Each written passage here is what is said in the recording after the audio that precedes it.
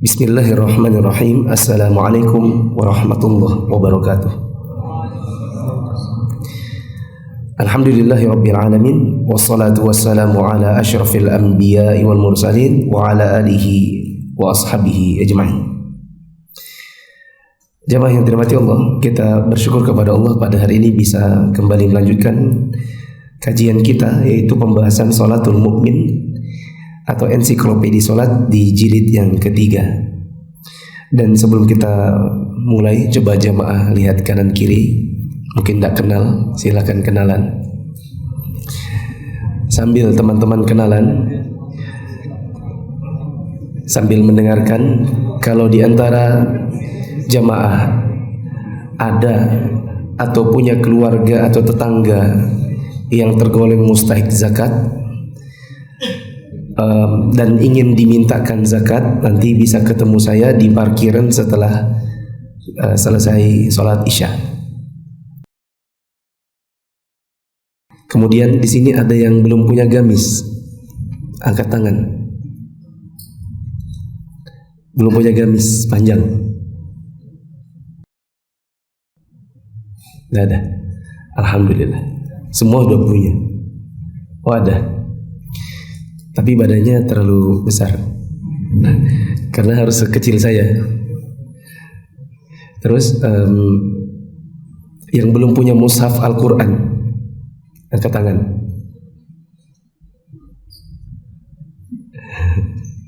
Alhamdulillah, sudah punya semua ya. Mari kita lanjutkan pembahasan Ar-Rabi' Ashar, yaitu pembahasan ke-14 berkaitan dengan ghuslul mayyit, memandikan jenazah atau memandikan mayat. Untuk menghemat waktu, kita dengarkan membaca iklan Indonesianya, saya menyimak kitab Arabnya. Silakan. Bismillah. N. Memandikan jenazah. Ada beberapa hal yang harus diperhatikan ketika memandikan jenazah, yaitu 1. Mengetahui tanda-tanda yang menunjukkan kematian dengan keluarnya roh. A.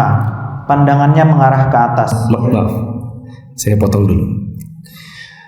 Sebelum kita memandikan mayat atau memandikan mayit, kita harus yakini dulu bahwa ini benar-benar sudah wafat.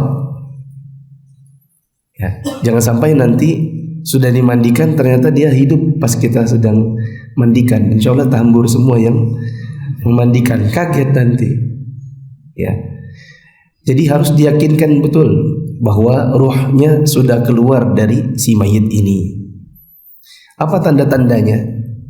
Silakan. A. Pandangannya mengarah ke atas, yaitu matanya terbelalak. Berdasarkan hadis Ummu Salamah radhiyallahu anha, dia berkata, Rasulullah Shallallahu Alaihi Wasallam masuk menemui Abu Salamah sementara matanya masih terbelalak.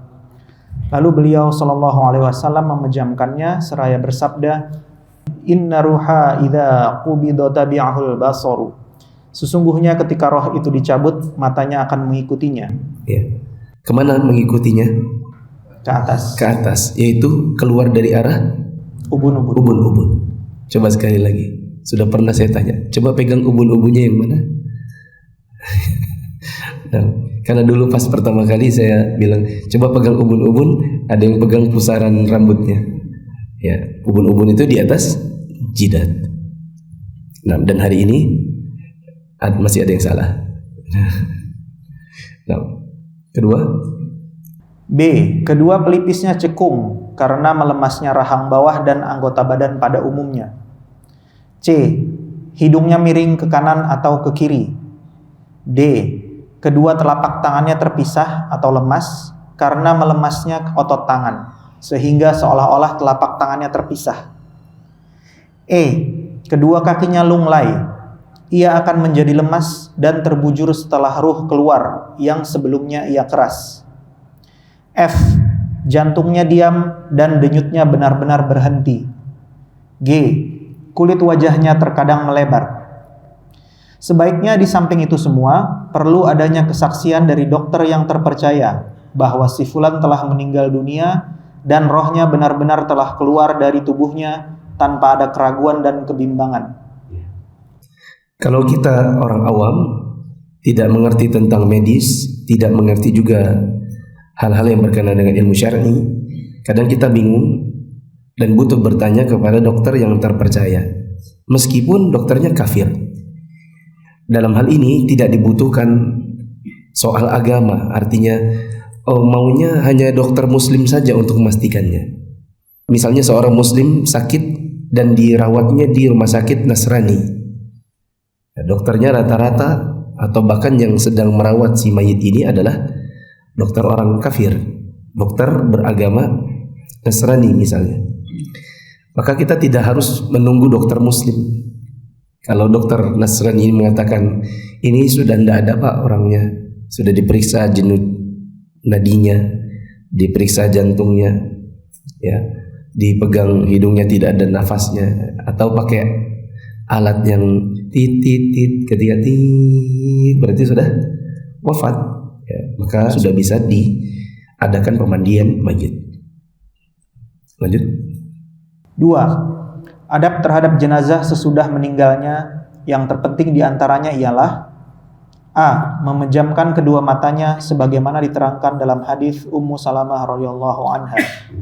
Dalam hadis Ummu Salamah yang tadi sudah dibaca, innar ruha idza qubida tabi'ahu basar. Sesungguhnya ruh apabila dicabut, maka mata akan mengikuti ruh tersebut keluar. Biasanya mata si mayit itu akan terbelalak. Maka dalam rangka untuk menghilangkan pandangan yang mengerikan, ya, dan menghilangkan fitnah dari orang-orang yang menyaksikannya, maka matanya dipejam sebelum mengeras. Ya, berarti kan matanya tuh naik kemana? Ke atas.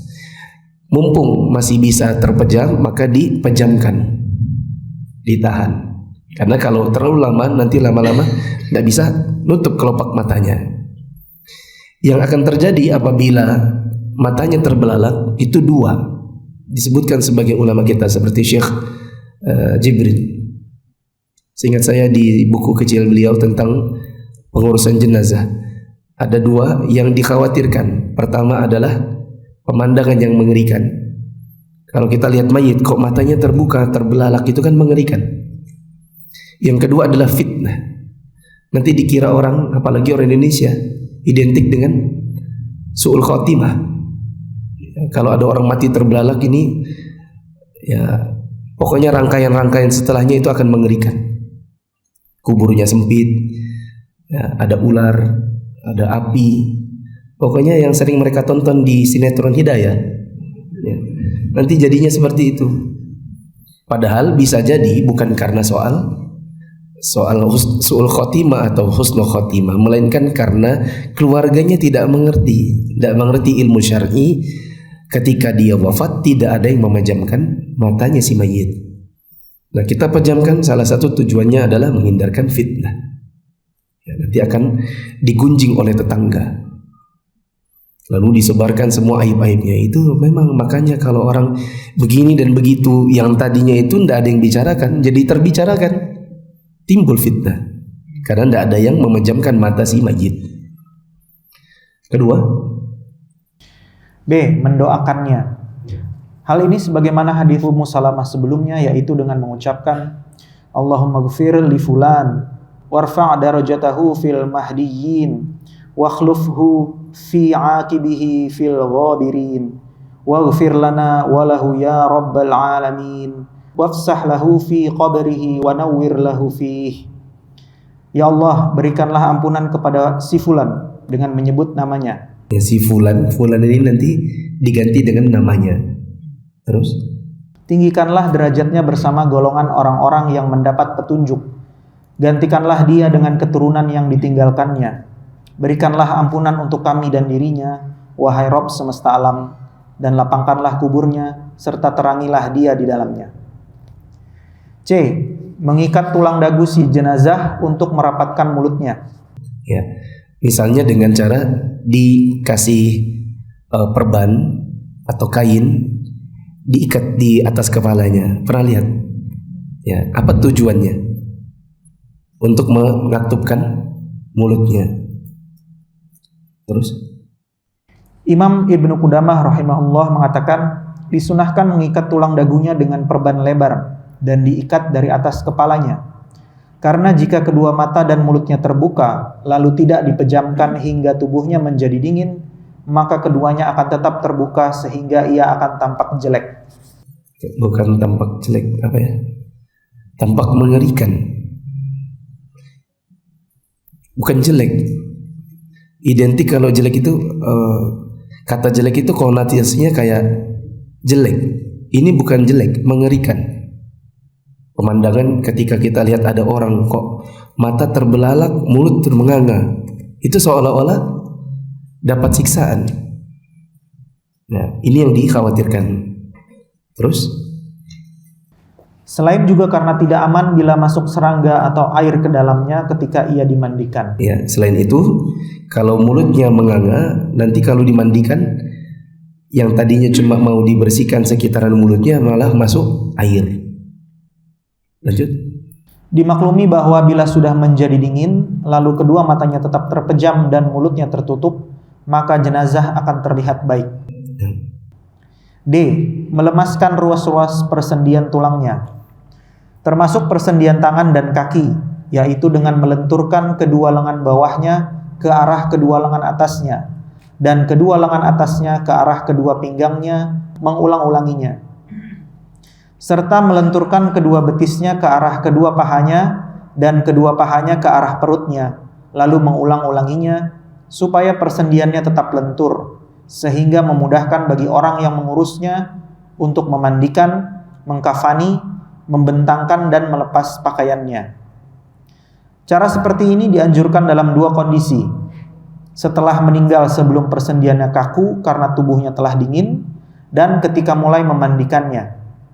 Tetapi jika hal itu menyulitkan, tulang si jenazah sudah kaku atau karena hal lainnya, maka hendaknya dibiarkan saja karena dikhawatirkan anggota badannya akan patah, dan itu termasuk kategori menyiksa jenazah. Di antara sunnah yang lain adalah persendiannya dilemaskan, entah yang di bagian antara lengan bawah dengan atas dengan bahu, begitu juga bagian paha, untuk memudahkan pengurusan jenazahnya. Nah, ada sebagian ulama yang mengatakan yang lebih tepat adalah dijulurkan. Ada juga sebagian yang membolehkan untuk dibuat seperti sedekap waktu sholat. Ya, tapi yang lebih tepat nampaknya adalah dijulurkan, karena dengan menjulurkannya akan lebih memudahkan untuk dimandikan. Gitu. Ada sedangkan seperti ini dibuat sedekap. Nanti ada bagian-bagian kulit yang tertutup lipatan, ini tidak kena air, begitu. Maka dijalurkan lebih utama. Lanjut. E. Melepas pakaiannya dan menutupinya dengan kain yang dapat menutupi seluruh tubuhnya. Ini berdasarkan perkataan para sahabat radhiyallahu anhum. Saya potong dulu. Ketika melepaskan bajunya, kain penutupnya sudah siap di atasnya. Jadi begitu misalnya celana dalamnya digunting misalnya, itu di bagian atasnya sudah tinggal tutup saja, bukan ditelanjangi baru kemudian ditutupi, tetapi di atas proses sedang melepaskan baju-bajunya, kain penutup sudah disediakan. Lanjut. Ini berdasarkan perkataan para sahabat radhiyallahu anhum ketika Rasulullah sallallahu alaihi wasallam meninggal dunia. Aisyah radhiyallahu anha menuturkan, ketika mereka hendak memandikan Nabi sallallahu alaihi wasallam, mereka berkata, "Demi Allah kami tidak tahu apakah kami harus melepas pakaian beliau sebagaimana kita melepas pakaian orang-orang yang meninggal di antara kita, ataukah kita memandikannya dengan pakaian yang masih melekat pada tubuh beliau." Di saat para sahabat sedang berselisih pendapat, Allah pun membuat mereka semua tertidur, sehingga tidak seorang pun dari mereka melainkan dagunya merapat ke dadanya. Kemudian ada seseorang yang berseru kepada mereka dari arah salah satu rumah beliau, sedangkan mereka tidak mengetahui siapakah orang itu. Orang itu berseru, "Hendaklah kalian memandikan Nabi SAW dengan keadaan beliau tetap memakai pakaian." Kemudian mereka bangkit menuju jenazah Rasulullah SAW, dan memandikannya dengan keadaan beliau tetap memakai pakaian. Mereka menuangkan air ke atas pakaian beliau, seraya membasuhi tubuh beliau melalui bajunya tanpa sentuhan tangan mereka. Aisyah mengatakan, seandainya aku mengetahui masalah ini sejak awal, niscaya tidak ada yang memandikan beliau kecuali istri-istri beliau sendiri. Ibnu Qudamah mengatakan, disunahkan melepaskan pakaian si jenazah supaya nantinya tidak keluar darinya najis yang dapat merusak mandinya dan tidak mengotori pakaiannya jika hendak dilepas. Mengenai kain yang dapat menutup seluruh tubuhnya, hal ini berdasarkan hadis dari Aisyah radhiyallahu anha. Dia berkata, ketika Rasulullah shallallahu alaihi wasallam meninggal dunia, beliau ditutupi dengan kain hibarah atau kain bergaris. Kecuali bagi orang yang sedang berihram, maka kepala dan juga wajahnya tidak ditutupi. Berdasarkan hadis Ibnu Abbas radhiyallahu anhuma yang di dalamnya dijelaskan, wala tukhammiru ra'sahu wala wajhah, dan janganlah kalian menutupi kepala dan wajahnya. Nah, lanjut. F. Meletakkan sesuatu yang berat di atas perutnya untuk mencegah membesarnya perut jika ia tidak segera dimandikan. Sesuatu yang berat diletakkan di atas perutnya mayit. Ya, diletakkan pemberat supaya perutnya tidak membesar. Nah, apa bendanya? Wallahu a'lam. Ya, terus. Imam Ibnu Qudamah rahimahullah mengatakan, dan diletakkan di atas perutnya sesuatu yang terbuat dari besi seperti cermin atau yang lainnya supaya perutnya tidak mengembung. Hal itu juga dijelaskan oleh beberapa athar dari Anas radhiyallahu anhu dan dari Asy-Sya'bi rahimahullah. Tetapi jika jenazah tersebut disegerakan pengurusannya atau disimpan di dalam lemari pendingin serta aman dari kemungkinan kembungnya perut, maka hal itu tidaklah perlu dilakukan. Lanjut. G. Diletakkan di atas ranjang pemandian atau papan kayu. Karena hal itu akan lebih memelihara jasadnya. Ia tidak dibiarkan di atas tanah supaya tidak cepat berubah, serta ia diletakkan miring ke arah kedua kakinya. Imam Al-Baihaqi rahimahullah mengatakan dari Abdullah bin Abbas radhiyallahu anhuma, ia berkata, setelah pengurusan jenazah Rasulullah sallallahu alaihi wasallam selesai pada hari Selasa, beliau diletakkan di atas tempat tidurnya di dalam rumah beliau sallallahu alaihi wasallam. Dan adapun yang dikerjakan di masyarakat kita, ini ada beberapa model. Ada yang menggunakan semacam wadah besar untuk pemandian jenazah yang memang sudah didesain dari aluminium, kemudian agak miring, nanti ada lubang pembuangan airnya. Ada juga yang tidak menggunakan seperti itu, tapi menggunakan batang pisang untuk menidurkannya. Ada juga sebagian orang yang memangkunya. Jadi si mayit ini diletakkan dalam rumah. Ketika baskom air sudah siap, kemudian beberapa orang duduk menyelonjorkan kaki-kaki mereka, lalu mayit itu diletakkan di atas kaki-kaki mereka. Paham ya maksudnya? Jadi dipangku, kemudian dimandikan seperti itu. Nah, yang mana yang dipilih? Jawabannya mana yang lebih memuliakan si mayit, tapi dengan catatan juga tidak begitu menyusahkan orang-orang. Karena bisa jadi ada satu daerah yang mereka memang tidak punya benda pemandian, sehingga untuk meminjamnya ke satu masjid harus gotong dari tempat yang jauh. Ya, seperti paman saya dulu tinggalnya di Gunung Guntur, naik ke atas. Dan untuk meminjam ranjang seperti itu harus ke masjid yang di dekatnya SMK Erlangga, ya kan? Dan untuk menggotongnya lagi ke atas, memulangkannya lagi ke bawah, menyulitkan orang-orang yang di situ. Maka akhirnya kita meminta untuk anak-anaknya saja yang dewasa dan beberapa orang untuk memangku. Begitu. Lanjut. 3. Menyegerakan pengurusannya. Ini berdasarkan hadis Abu Hurairah radhiyallahu anhu dari Nabi sallallahu alaihi wasallam bahwa beliau bersabda, "Asri'u bil janazati fa in taku salihatan fa khairun tuqaddimunaha ilaih wa in taku siwa dzalika fa syarrun tad'unahu an riqabikum."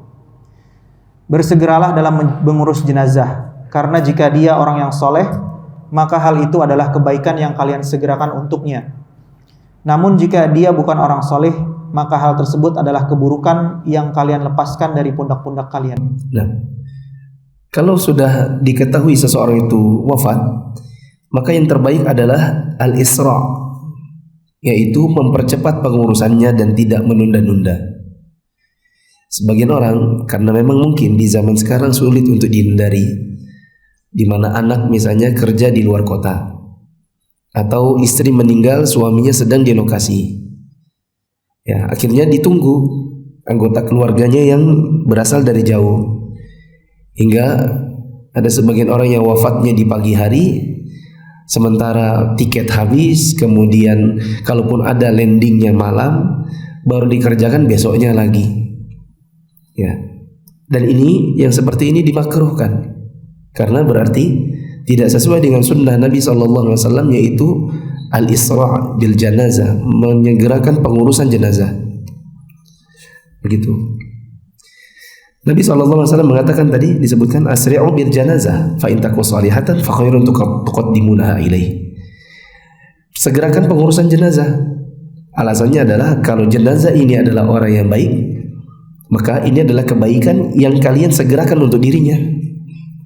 Wa in taku siwa dzalik, tapi kalau orang ini adalah orang yang tidak baik, fasyarrun tad'unahu an riqabikum, itu adalah keburukan yang kalian segera letakkan dari pundak-pundak kalian. Lanjut. Juga berdasarkan hadis dari Abu Sa'id Al-Khudri radhiyallahu anhu, ia berkata, Rasulullah sallallahu alaihi wasallam bersabda, ketika jenazah telah diletakkan di keranda dan kaum laki-laki memanggulnya di atas pundak-pundak mereka, jika dia orang yang soleh, maka dia akan berkata, segeralah kalian bawa aku, segeralah kalian bawa aku. Ya, maksudnya ini jenazahnya berbicara dengan suara yang tidak didengar oleh manusia. Kalau seandainya, kalau seseorang sudah wafat lalu kemudian dipanggul oleh sebagian orang, kalau orang ini, si mayit ini adalah mayit yang soleh, maka dia berkata, segerakan aku, segerakan aku. Kemudian, namun jika dia bukan orang yang soleh, maka dia akan berkata, aduh celakanya, mau dibawa kemana jasad itu? Kalau seandainya ini bukanlah orang yang soleh, maka dia akan berkata, aduh celaka, mau dibawa kemana saya ini? Dan tidak mungkin suara itu didengar oleh manusia. Kenapa tidak didengar oleh manusia? Coba dibaca. Semua makhluk dapat mendengar suaranya itu kecuali manusia. Dan seandainya manusia dapat mendengarnya, niscaya dia akan pingsan. Kalau kita diperdengarkan suara mayit, niscaya semuanya pingsan. Lanjut. Keempat, mengetahui keutamaan dan pahala yang besar bagi orang yang memandikan jenazah muslim. Juga merahasiakan sesuatu yang tidak ia sukai dari si jenazah. Ikhlas dalam mengurusnya karena mengharap keridhaan Allah Ta'ala, tidak menginginkan balasan dan terima kasih kecuali hanya dari Allah. Coba diulang satu-satu. Ini adab yang keempat, yaitu coba mengetahui keutamaan dan pahala yang besar bagi orang yang memandikan jenazah muslim. Ya. Kalau seseorang ingin memandikan, maka dia harus tahu bahwa memandikan itu ada pahalanya. Lanjut. Juga merahasiakan sesuatu yang tidak ia sukai dari si jenazah. Kalau ada sesuatu yang sekiranya itu adalah aib yang harus ditutupi, maka dia harus tutupi. Ya, tidak boleh seseorang ikut memandikan, lalu manakala terlihat sesuatu di depan matanya, ada hal-hal yang mungkin tidak baik, ya, lalu kemudian dia membuka dan menceritakannya kepada orang lain. Maka ini juga perlu diperhatikan oleh kita, keluarganya. Kalau ada orang mau ikut mandikan mayit, yakinkan dulu orang ini adalah orang yang amanah. Ya, Jangan orang-orang yang suka bergunjing. Kayak apa Ustaz menggunjing? Contoh, mayitnya ini perempuan. Kan tidak mungkin laki-laki yang mandikan kecuali suaminya. Ya atau tidak? Laki-laki kalau meninggal maka dimandikan laki-laki, kecuali yang memandikan ini adalah istrinya, sebagaimana tadi hadis Aisyah. Ya, ketika para sahabat bingung, Nabi dimandikan kayak apa? Apa dibuka bajunya? Kemudian mereka ditidurkan oleh Allah. Lalu kemudian ada yang berseru, lalu mereka tersadar, siuman, lalu mereka memandikan Nabi sesuai dengan seruan yang tidak diketahui siapa yang bicara, yaitu memandikan Nabi tanpa membuka bajunya. Kemudian apa kata Aisyah? Kalau seandainya kami istri-istrinya tahu akan dilakukan seperti itu, niscaya yang memandikan adalah istri-istrinya Nabi. Begitu juga perempuan, apabila dia wafat maka yang memandikan adalah sesama perempuan, kecuali yang memandikan adalah suaminya, sebagaimana kata Nabi kepada Aisyah, toh kalau kau meninggal maka aku yang memandikanmu. Ya. Begitu juga anaknya Nabi Zainab, ketika dia wafat maka yang memandikan adalah para wanita, dan Nabi memberikan panduan di luar hijab. Meskipun bapak kandung tidak boleh memandikan anaknya yang sudah dewasa, yang memandikan adalah perempuan. Nah, karena yang memandikan perempuan dewasa adalah sesama perempuan dewasa, maka jangan sampai nanti yang masuk situ tetangga yang memang suka gibah. Ya, harus diatur.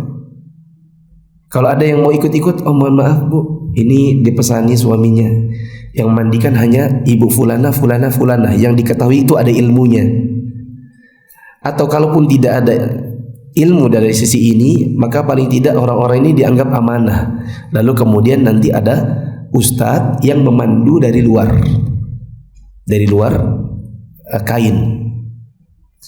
Ada seorang ummahat, ya, seorang ibu rahimahullah, bagaimana ya, Masya Allah beliau itu mulai dari pakai baju yang terbuka sampai akhirnya mulai berjilbab, sampai akhirnya berjilbab besar. Ya, kita lihat prosesnya mulai dari 2007, dari terbuka sampai akhirnya berjilbab besar. Alhamdulillah beliau dapat hidayah lewat kajian-kajian sunnah yang kita bikin dulu. Ya, kata suaminya, istriku Mas, manggil saya Mas, ya. Istriku Mas, dia pesan nanti kalau aku meninggal jangan ada yang mandikan kecuali dipandu mufli. Nah, akhirnya saya kumpulkan tim ibu-ibu yang memang tinggalnya dekat rumahnya, yang saya ketahui sudah belajar. Kemudian ditegakkan kain, kemudian saya pandu mereka dari luar. Ibu-ibu itu yang memandikan si ibu ini. Lanjut. Ikhlas dalam mengurusnya karena mengharap keridhaan Allah Ta'ala. Tidak menginginkan balasan dan terima kasih kecuali hanya dari Allah Azza wa Jalla. Tidak boleh berharap sesuatu seperti dikasih amplop oleh keluarganya, berharap kalau jadi tim pemandian nanti dikasih sesuatu berupa hadiah. Ya, ini orang lagi kena musibah, kok kita mengharapkan sesuatu dari yang kena musibah? Harusnya kan yang ada malah kita kasih sesuatu. Begitu. Lanjut. Dan juga tidak menginginkan sedikit pun dari kepentingan duniawi. Nah, ini berdasarkan hadis Abu Rafi radhiyallahu anhu, ia berkata, Rasulullah sallallahu alaihi wasallam bersabda, "Man ghassala musliman fakatama alaihi, ghafarallahu lahu arba'ina marrah. Wa man hafara lahu fa'ajannahu ujriya alaihi ka ajri maskanin askanahu iyyahu ila yaumil qiyamah. Wa man kafanahu kasahu Allah yaumal qiyamati min sundusin wa istabraqil jannah." Barang siapa memandikan jenazah seorang muslim lalu ia merahasiakan aibnya, maka Allah akan memberikan ampunan sebanyak 40 kali kepadanya. Dan barang siapa yang menggali liang lahatnya lalu menimbuninya, ia akan mendapatkan pahala seperti pahala orang yang memberikan tempat tinggal kepadanya atau dalam kurung jenazah sampai hari kiamat. Dan barang siapa mengkafaninya, niscaya Allah akan memakaikan kepadanya pada hari kiamat dengan pakaian dari sundus atau sutra tipis dan istabrok atau sutra tebal dari surga. Begitulah lafaz yang diriwayatkan oleh Al-Baihaqi. Adapun lafaz Al-Hakim, barang siapa memandikan jenazah seorang muslim lalu ia merahasiakan aibnya, ia akan diampuni sebanyak 40 kali. Dan barang siapa yang mengkafani jenazah, niscaya Allah akan memakaikan kepadanya pakaian dari sundus atau sutra tipis dan istabrok atau sutra tebal dari surga. Dan barang siapa menggalikan kubur untuk orang yang meninggal lalu menimbuninya, ia akan mendapatkan pahala seperti pahala orang yang memberi tempat tinggal kepadanya dalam kurung jenazah sampai hari kiamat. Sedangkan lafaz At-Tabrani dalam Al-Mu'jamul Kabir, man ghassala mayyitan fakatama alaihi ghufira lahu arba'ina kabiratan wa man hafara li akhihi qabran hatta yujinnahu ka'annama askanahu maskanan marratan hatta yub'atsu. Barang siapa memandikan jenazah lalu ia merahasiakan aibnya, maka akan diampuni baginya sebanyak 40 dosa besar. Dan siapa yang menggali kubur untuk saudaranya lalu menimbuninya, maka seakan-akan ia telah memberikan kepadanya tempat tinggal sehingga ia dibangkitkan.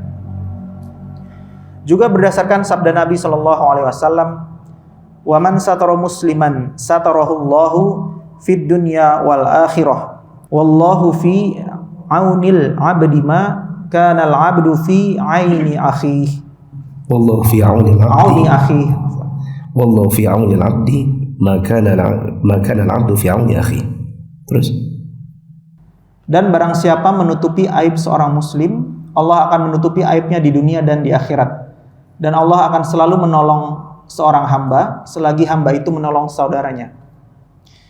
Demikian pula berdasarkan hadis Ibnu Umar radhiyallahu anhu yang di dalamnya dijelaskan. Umar radhiyallahu anhu. Di situ anhu atau anhuma? Di sini anhu. Tim korektor tolong dikoreksi, anhuma. Demikian pula berdasarkan hadis Ibnu Umar radhiyallahu anhuma yang di dalamnya dijelaskan, wa man kana fi hajati akhihi kana Allahu fi hajatihi wa man farraja an muslimin kurbatan farrajallahu anhu kurbatan min qurabi yaumil qiyamah wa man satara musliman satarahullahu yaumal qiyamah. Barang siapa yang memenuhi kebutuhan saudaranya, Allah akan memenuhi kebutuhannya. Barang siapa yang melapangkan seorang muslim dari sebuah kesulitan, Allah akan melapangkan dirinya dari salah satu kesulitan pada hari kiamat. Dan barang siapa yang menutupi aib seorang muslim, maka Allah akan menutupi aibnya pada hari kiamat. Dan dalil-dalil serta asar-asar lain yang menerangkan hal itu. Diperbolehkan bila memberitahukan tanda-tanda kebaikan yang dilihat oleh orang yang memandikan, seperti kalau ada tanda-tanda kebaikan, maka kita sebaliknya boleh untuk memberitahu kepada orang lain. Tapi catatan, tidak boleh menjadi sebuah kepastian. Seolah-olah orang ini dipastikan husnul khotimah, padahal itu perkara ghaib. Seolah-olah orang ini berada dalam kebaikan, ya, meskipun ada tanda. Apalagi kalau kemudian melegalkan sesuatu yang sebenarnya salah, seperti syirik dan bid'ah, lantaran pelakunya misalnya wafat dalam keadaan tersenyum, ya. Dan ini terjadi di masyarakat kita. Orang-orang yang kesehariannya tidak sholat bahkan, lalu kemudian diberitakan oleh seseorang yang entah apa benar atau tidak, kemudian dia berkata, kemarin saya mandikan dia, itu wajahnya bersih, tersenyum. Lalu kemudian seolah-olah itu dalil bahwa orang ini pasti husnul khotimah, padahal dikenal tak pernah sholat kecuali Idul Fitri, Idul Adha. Ya, ada orang yang melakukan syirik dan bid'ah, kemudian mati dalam keadaan misalnya prosesnya sujud, ya kan? Kemudian orang bilang ini pasti husnul khotimah. Lalu seolah-olah apa yang dia kerjakan sehari-hari itu menjadi legal, menjadi benar. Maka ini juga tidak benar. Tidak benar untuk menjadikan tanda-tanda yang baik pada jasad mayit sebagai dalil untuk melegalkan sesuatu yang sebenarnya salah. Saya pernah dialog dengan salah satu teman. Tadinya teman, belakangan jadi agak musuh. Ya, karena rupanya beda manhaj. Tadinya kirain sama. Ya. Ketika kita berbicara tentang bom Bali, tentang hukuman mati, yang tadinya kita dialognya itu atau dalam berbagai hal itu kayak sama. Ketika kita sudah mulai bicara tentang bom Bali, baru terbuka bahwa kita tak sama. Ya, dia berkata, tapi pelaku-pelaku bom Bali itu husnul khotimah. Karena orang-orang yang hadir itu tahu jenazahnya itu harum. Ya, terus setelah ditembak bibirnya itu senyum. Terus ya baik intinya, seolah-olah kemudian apa yang mereka lakukan mengebom itu sesuatu yang baik jadinya. Saya bilang begini, orang ntar lagi mau mati nih, ya kan? Dia tahu dia akan dihukum mati, dia akan ditembak sebentar lagi. Bisa saja dia mengatakan la ilaha illallah sambil senyum, la ilaha illallah, la ilaha illallah. Dan apa kata Nabi? Man kana akhir kalamihi la ilaha illallah dakhala al-jannah. Siapa yang ucapan akhirnya adalah la ilaha illallah, maka dia masuk surga. Ya memang sudah sebentar lagi akan mati, lalu kemudian dia memperbanyak kalimat tauhid, kemudian sambil senang, ya Allah sebentar lagi saya mati nih, saya meninggalkan dunia yang selama ini hiruk pikuk buat saya. Kemudian selesai, ya ditembak dalam keadaan memang wajahnya senyum, begitu. Apakah kemudian melegalkan perbuatan itu? Jawabannya tidak. Ya, intinya saya bantah lah. Saya bilang kita doakan dia semoga husnul khotimah karena mengakhiri hidup dengan kalimat tauhid. Tapi kalau kemudian jenazahnya harum, wajahnya senyum, itu untuk melegalkan pengobaman yang dia lakukan, saya nggak setuju. Barulah lama-kelamaan sudah mulai pandangannya nggak seperti dulu.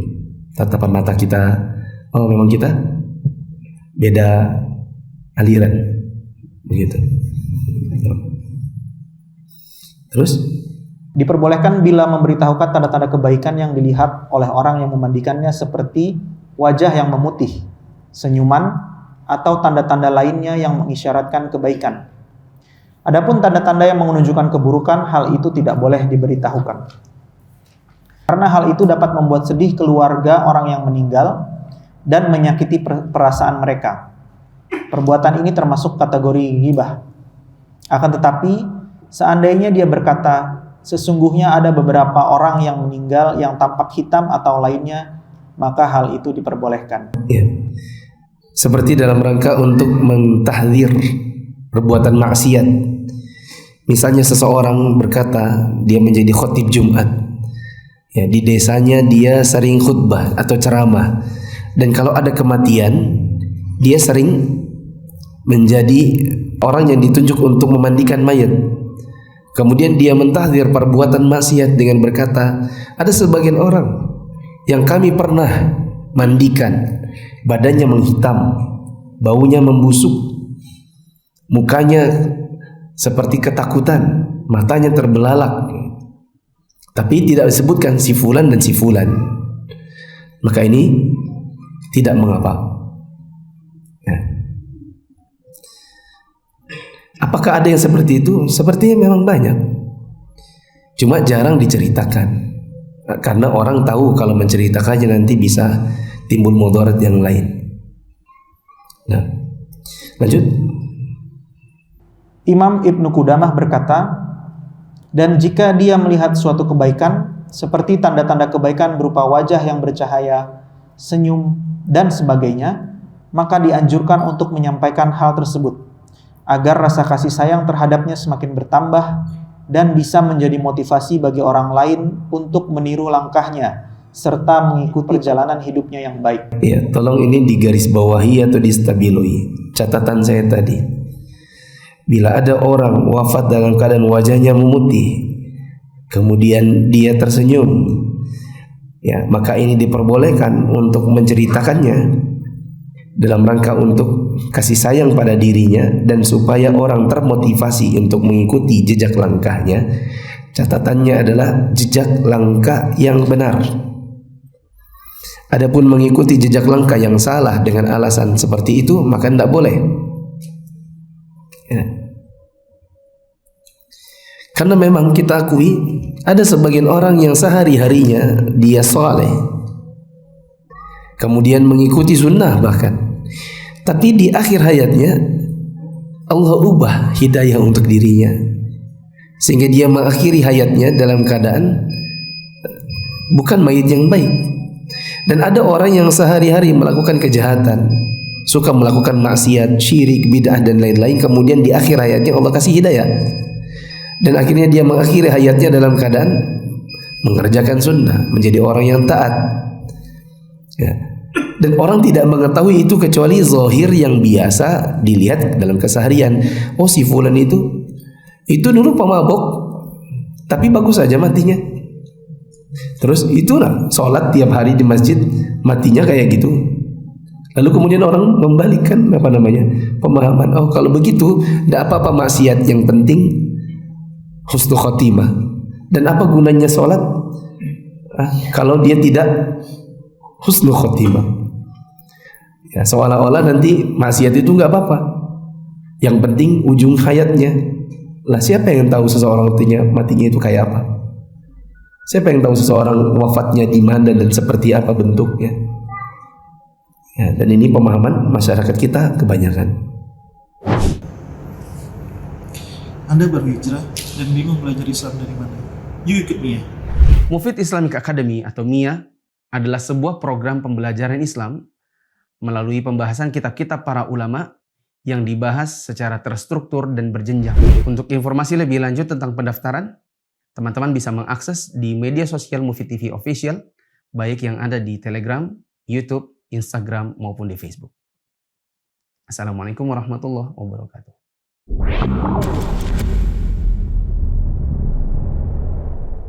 Ikut MIA, belajar agama jadi lebih menyenangkan dan bersumber dari kitab para ulama. Ingin belajar agama secara bertahap? Yuk ikut MIA, belajar secara runut dari kitab-kitab ulama. Nah, saya ringkaskan apa yang kita baca pada malam hari ini. Sebelum kita memandikan jenazah, yakinkan dulu si jenazah ini betul-betul sudah wafat, seperti dengan melihat pandangannya, hidung, pelipis, kaki, dan lain-lain. Dan kalau kita tidak terlalu mengerti, maka kita bisa bertanya kepada dokter. Kemudian saat si mayit ini betul-betul sudah wafat, maka kita pejamkan kedua matanya. Apa tadi tujuannya? Menghil. Kita pejamkan matanya biar tidak membelalak, supaya menghilangkan pandangan yang mengerikan. Yang kedua, menutup fitnah. Kemudian mendoakannya, kita ikat dagunya ke arah kepala, ya, supaya rahangnya menutup. Tujuannya adalah untuk menghilangkan pandangan yang mengerikan, menghilangkan fitnah. Kemudian agar tidak serangga masuk atau minimal air ketika sedang dimandikan. Dilemaskan ruas-ruas persendiannya, dilepas bajunya, tapi saat melepasnya jangan ditelanjangi tanpa penutup, tapi sudah disediakan penutup di atasnya. Kemudian letakkan sesuatu yang berat di atas perutnya apabila dikhawatirkan membesar. Diletakkan di atas ranjang pemandian atau papan atau batang pisang dan yang semacam itu. Disegerakan pengurusan jenazahnya. Kemudian memandikannya dengan ikhlas karena Allah Ta'ala, bukan mengharapkan imbalan. Begitu juga apabila melihat sesuatu, maka dirahasiakan bila pemandangannya itu sesuatu yang mungkin aib atau sesuatu yang tidak baik. Adapun apabila pemandangannya itu baik, maka boleh untuk diceritakan, tapi bukan untuk dijadikan dalil atas apa-apa yang merupakan kesalahan yang pernah dia perbuat selama hidupnya. Ada pertanyaan?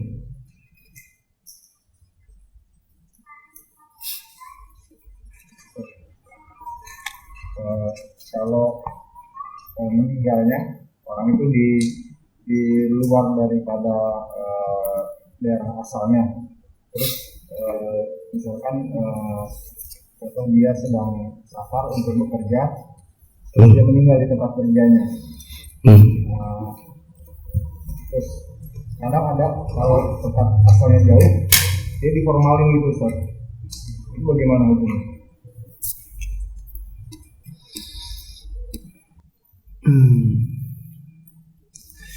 Yang jelas, yang lebih tepat adalah seseorang itu dikuburkan di mana dia meninggal dan tidak dikembalikan ke daerah yang merupakan tempat lahirnya. Sudah berlalu pembahasan masalah ini. Ya. Tapi bisa saja misalnya ada orang meninggalnya di rig, tenggelam, dan tidak mungkin juga dimakamkan di situ. Akhirnya dibawa menggunakan kendaraan, dipulangkan ke tempat keluarganya, ya, lalu dikasih apa? Dikasih formalin. Ini di bagian mananya? Badan. PR dulu ya, saya belum tahu. Kalau disuntik, ya. Ada cara yang lain nggak? Ada yang tahu cara yang lain supaya mayit itu tidak membusuk tanpa perlu disuntik formalin? Dikasih es, berarti mungkin petinya besar begitu. Itu lebih baik. Tapi ini lebih baiknya nanti kita lihat dulu fatwa ulama. Masih ada pertanyaan? Siapa yang ngomong? Bagaimana jika amplopnya itu disiapkan oleh, kan di kampung biasanya ada perkumpulan kematian. Iya, ada perkumpulan kematian. Bukan perkumpulan kematian, ya, apa namanya?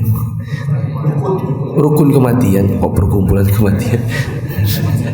Nah, sudah disiapkan oleh timnya karena memang ada iuran RT-nya misalnya. Kita dikasih misalnya. Kalau saran saya, bila memang terpaksa kita terima karena sebuah apa namanya langsung dikasih begitu. Biasanya kan juga mayit itu depan rumahnya ada baskom gitu ya. Nah, balikin lagi ke baskomnya buat membantu si keluarganya mayit. Begitu. Jangan dijadikan mata pencarian juga. Sebagian orang menjadikan itu mata pencarian. Ya, mohon maaf ya, sebagian wanita-wanita itu ada yang memang sudah kerjasama dengan rumah sakit. Memang tugasnya adalah memandikan mayit, nanti dikasih imbalan. Ya, Allah. Terakhir.